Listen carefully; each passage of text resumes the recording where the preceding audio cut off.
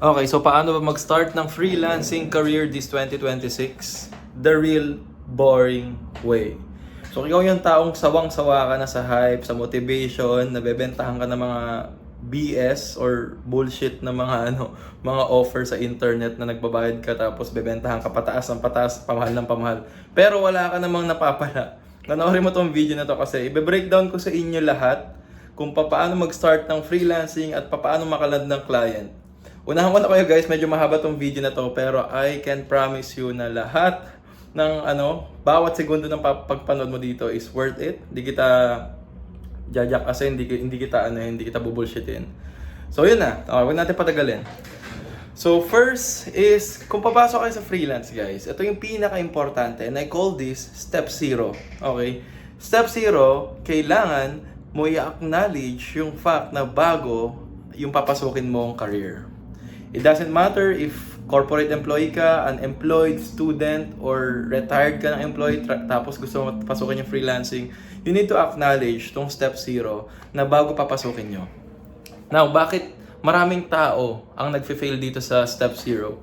Try to think about this guys. Hindi nyo kailangan dalhin yung ego nyo kung saan man kayo nanggaling dito sa bagong field.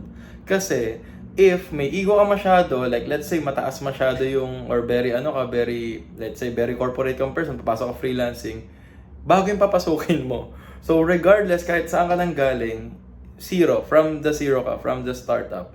Acknowledge mo na may mas bata sa'yo, na mas magaling, at mas kumikita ng pera, kasi ganun talaga. Okay? This is a completely new setup, new field, at saka bago lahat, like bago. Try mo i-wire doon. At kapag na-acknowledge mo na yun na okay, bago to, magkikreate yan na mas magandang opportunity sa'yo kasi magma-mindset shift ka. So yun lang, yung pinakakailangan yung mindset shift kung pupunta ka sa freelancing. Yun yung step 0. At kapag tapos ka na sa step 0, ang step 1 is you need to prepare all the necessary documents. So kung bata ka, prepare your IDs, valid IDs, driver's license, any passports, basta at least 2 IDs na valid. You need to prepare your resume. You need to have resume. You need to have a portfolio. Okay, pero wag kayo ma-overwhelm dyan sa portfolio at resume. Okay, pag-uusapan natin later yan para sa mga wala pang alam. Pero if meron ka ng valid IDs, meron ka ng resume, meron ka ng portfolio na hard copy, kailangan meron ka ding soft copy. Okay, magkaiba yan. And I call this like the digital resume at saka digital soft copy ng digital na portfolio. Kapag meron na kayo nun guys, all set na, kailanganin nyo muna i-set up yung mga payment gates nyo. Ano yun? Mag-set up ka ng PayPal, mag-set up ka ng Wise account, mag-set up ka ng GCash Virtual US account, mag-set up ka ng Stripe, anything na merong international payment, napaka-importante niyan. Kailangan nyo mag-set up nun. Kasi doon ipapadala yung pera nyo kapag nagka-client kayo. And dito pa lang guys, sa step 0, step 1 at step 2, marami na nag-fail. Ini-skip agad nila. Naghahanap agad sila ng client. Kaya marami na-scam. Bakit? Itong mga ganitong topic sa freelancing, hindi pinag-uusapan to mga legalities na ganito, yung preparation. Walang mga tao masyadong nagtutok nito. So, doon pa lang guys. Kapag hindi mo ginawa yung step 0, definitely, ma-pride ka. Kasi bago yung papasukin mong field, kung na-acknowledge mo naman, nag-skip ka, wala kang ID, paano ka makaka-receive ng payment pag nagka-client ka? Gets?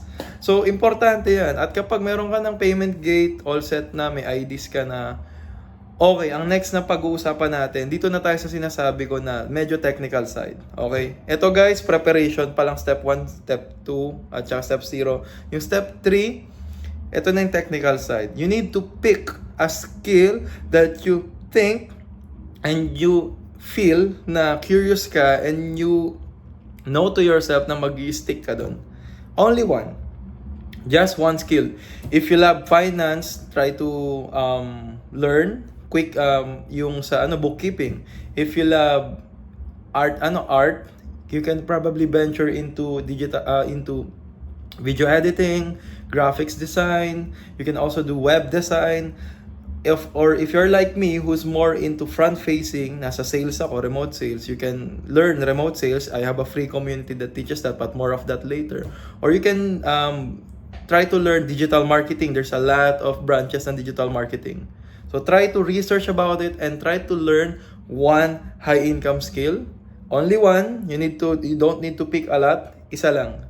Yung sa tingin mo na mag-i-stick ka dito ng 2 to 3 years na aralin mo siya. Dito pa lang guys nagfe-fail na yung ibang freelancer. Bakit? Gusto nila yung trending, gusto nila yung high demand, gusto nila yung 6 digits agad. No. Okay, I'm here to remind you na kailangan mo muna mag-pick ng isa kasi dito natin malalaman yung success rate mo as a freelancer soon. Kapag nakapili ka na ng isa sa step 3, step 4 is you need to find a mentor for that or you will learn that. So may 2 pathway ka. Either you invest if you have a capital to invest in, you need to find a mentor. Pero finding a mentor is really hard nowadays kasi maraming scam, that's number 1. 2, there are a lot of people who are labeling themselves as mentors but they don't have a background na pinapractice nila yon. Kaya very shady yan. So my reminder is to have to do your own research, do due diligence, kilalanin mo yung mentor mo bago ka mag-proceed, and I highly suggest try to check yung mga free things nila if legit. Kasi doon mo malalaman yung quality ng ginagawa nila eh. So if may nakita kayong ganon and you feel like na snake oil salesman siya, try to research about that person, check yung portfolio niya if legit. If not, try to look for another mentor. So maging matalino kayo guys kasi marami naloloko sa part na to. Yun ay if may pera ka. Now, if wala ka pang money to invest in, I highly suggest you look for free mga mentors. May mga ang dami niyan guys, search nyo. Ako guys, isa ako dun sa mga free mentors, pero more of that later. Or you will go to the path ng do it yourself or learn it yourself. Guys, 2026 na, there's a lot of resources, articles, how to sa internet, YouTube specifically, na nagtuturo ng specific high income skill. Ang problem lang doon kasi guys, yung lesson doon is hindi siya straight, like yung roadmap ng learning mo, iba-iba. Kasi china-chunk-chunk ng mga mentor kasi that's their means of marketing. So, medyo mahirap tong part na to, pero kailangan mo talagang pagdaanan to if wala ka pang pera. Now, okay, ang pinaka-cheat sheet ko dito guys, look for a mentor na merong free, full roadmap ng skill na tinuturo niya. Maraming ganun guys, isa na ako dun. And more of that later. So, pag may nakita na kayong ganun, ang goal mo is to learn all the basics and fundamentals at saka foundation ng specific skill na yun. Usually, medyo mabagal yan. It can take 6 months, minsan a year. But the point here is you need to learn all of the basics. So that would be our step 4. Learn the basic, kabisaduhin nyo. Don't rush. And you need to build this confidence na kailangan, okay, alam ko na to, may idea na ako. Paulit-ulit mo gagawin yan, na aralin mo yung ins and outs. At kapag ready ka na doon sa first year na yun of learning, tapos ginaguide ka ng mentor, ang next na gagawin mo, step 5, is to have pro bono client. Ano yun? Free clients. Okay, bakit? Yung chances mo magkaroon ng free client ay napakataas. Bakit? Win-win kasi ito sa mga tao. Itetest mo ngayon yung skill na na-build mo. Let's say, video editor ka na. I-test mo, ibigay mo muna ng free yan. Maghanap ka ng brand, local brand sa inyo. Maybe coffee shop, maybe a blogger, or maybe a content creator na you think or you want to work with na magbibigay ka ng free value sa kanila.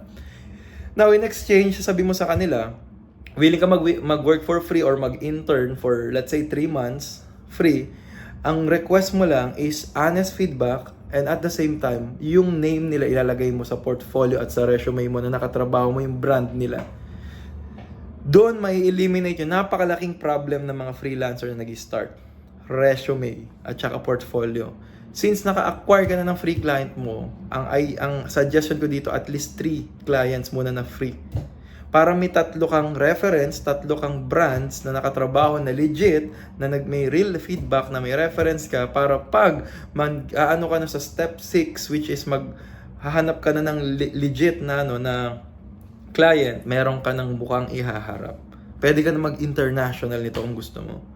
So, pwedeng ganun yung gawin mo. Or, doon sa free client, I highly suggest, kung gusto mong mabilis ma-hire agad, mag-offer ka ng free service muna sa mga foreign clients, mag-target ka. Tapos kapag nakita na nila na okay yung service mo, sabi mo sa kanila, pwede ka ba nilang i-absorb later on. So doon pa lang, win-win. Bakit? Nakikita ng client mo, na free client mo na nag-exert ka ng effort, na ginagawa mo yung best mo, kapag ready ka na, o sige, babayaran na kita, hindi may eliminate na agad yung problem mo para maghanap ng client. So guys, napakadaming strategies for this. And yun yung step 6 guys. Now, meron pang isang step guys na hindi pinag-uusapan ng ibang tao. Step 7. Ano yun? Consistency and focus. Ano yun? Dito nagfe-fail mga ibang freelancer. Guys, mahirap ang freelancing, lalong-lalo na ngayon kasi napakadaming competitors. It's a tough competition. Wild west ngayon ng freelancing guys. May mga automations and mga madami nangyayari. So, ang pinaka-importante dito, at ito yung pinaka nag-stand out sa akin, bakit ako napaka-high paying na freelancer, is nag-focus lang ako sa isang skill. Hindi ako na-hype, hindi ako nag-follow ng mga trend, kung ano man yung high demand, nakikita ko sikat yung AI, hindi ako na masyadong nawindang doon. Nag-focus lang ako sa isang skill ko, which is sales. Naging remote sales professional ako, dinaanan ko lahat, ins and outs ng iba't ibang roles niyan, to the point na ngayon, I'm already approaching my 6 or 7 years dito sa practice ko. I'm already a sales consultant, guys. I'm currently working with 3 companies. Hindi na ako nagwo-work doon like as an employee but a consultant. At the same time, ako nila guys, meron akong share sa company. In exchange ng skill ko. Hindi ako nag-trend hop, hindi ako naglipat-lipat ng kung ano-anong niche or whatsoever. Nag-stick ako sa isang skill na sinasabi ko kanina sa inyo sa step 3 or 4. Inaral ko siya, nag-stick ako for how many years doon. And ito na ako ngayon. So, if ikaw yung tao ngayon na nalilito, guys, ako nagsasabi sa inyo, you only need one skill, master it ng 1 to 2 years, then just focus on it for 2, 3, 4, 5 years, 6, 7 years. May mga times na madadown ka, may mga times na matcha-challenge ka, pero after 5 to 6 or 7 years, tulad ko, based on my experience, magulat ka, expert ka na. And you are one of the highest paid na freelancer. Bakit? Yung portfolio mo kasi pag tinignan nila, isa lang ginawa mo. You're just on one specific na thing. Sa case ko, sales lang. Puro sales yung resume ko, yung portfolio ko. So, consistent siya. Sa mata ng mga HR, napakabango nun. Bakit? Okay, may focus tong taong to.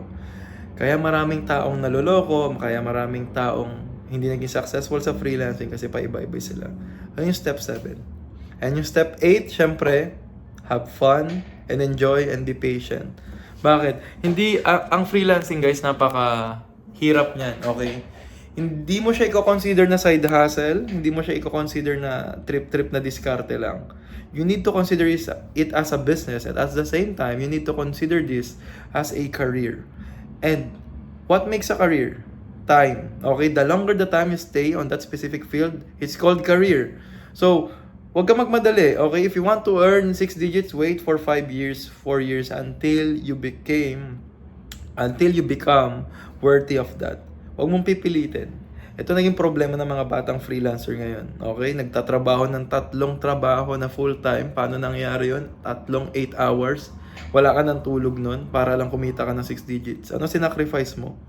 Sarili mo, oras mo, burnout. Guys, be patient. Okay? Para sa akin, ang pinakamalaking leverage ng freelancing or freelancer sa career nila is yung experience, consistency, at yung mastery sa ginagawa nila. Dadaigin ng 5 years sa isang specific field sa freelance ang tao na may 3 project. Tandaan nyo yan. Bakit? Mas focus ginagawa niya. Mas magbabayad ng mahal yung tao. Bakit? Master niya yung isang bagay na yun. Kaysa sa 3 na mabababaw lang naman yung alam niya. So, sana natuto kayo dito. And as my way of saying thank you guys, kasi ang haba ng video na to, sinabi ko sa inyo. Guys, sa lahat na nanonood ngayon na hindi alam kung paano mag-start at gusto nyo ma-eliminate yung step 3 at 4, guys, isa po akong educator sa freelancing, specifically remote sales. I have a free community that teaches yung remote sales. Sa mga hindi nakakaalam, remote sales is work from home na sales. So, more of that later, but I have a free lahat, yung roadmap, yung lesson, yung worksheets, yung module, yung admin support, yung community in general. Guys, libre lahat yon. And it's my advocacy to teach Filipino yung sales, remote sales, at saka freelancing. So guys, nakita nyo kung gaano ka-quality mag-explain dito. How much more doon sa full roadmap ng module na tinuturo ko. It's a 3 to 4 months na module, sobrang tagal. And ang promise ko sa inyo doon guys is matututo ka sa freelancing, sa sales, at saka sa remote sales, at yung mga specific skill doon, at malaland mo yung first client. Wala na ko ibang papangako sa inyo. Yung mga 6 digits na yan, kalokohan yan, okay? Ang pinapangako sa inyo is career that sticks. So if nag-resonate sa'yo to, at nakatulong ako, at you think na bag para sa'yo to, or sa kakilala mo, guys, join lang kayo sa free community ko. Link in my comment section, or kaya naman sa bio, or search nyo jointheparliament.com. Ini-invite ko lahat ng tao as long as ipa-follow nyo yung rules. So makikita nyo yung sistema guys. Nandun lahat at wala akong i-gatekeep doon. Binigay ko na lahat. Ang dami nakakalandang client ngayon for free. So hindi ko na kailangan explain. Malalaman nyo yan sa loob. See you and thank you for watching. Peace.